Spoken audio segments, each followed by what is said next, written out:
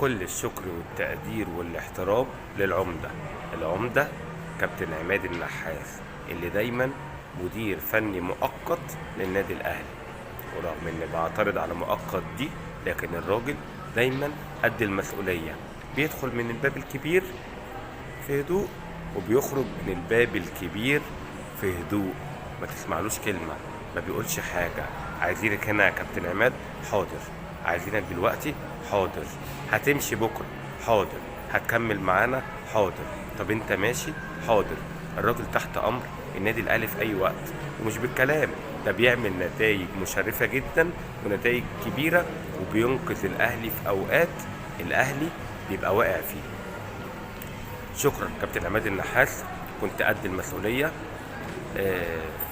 بنشكرك، انت بتكبرنا وعلى طول واقف جنبنا، والاهلي يستحق وانت كمان تستحق. عشان كده قلت اقول لك شكرا نيابة عن جمهور الاهلي. شكرا يا عمدة، شكرا كابتن عماد النحاس، الراجل المحترم اللي دايما تحت امر ادارة النادي الاهلي وفي خدمة النادي الاهلي. سلام.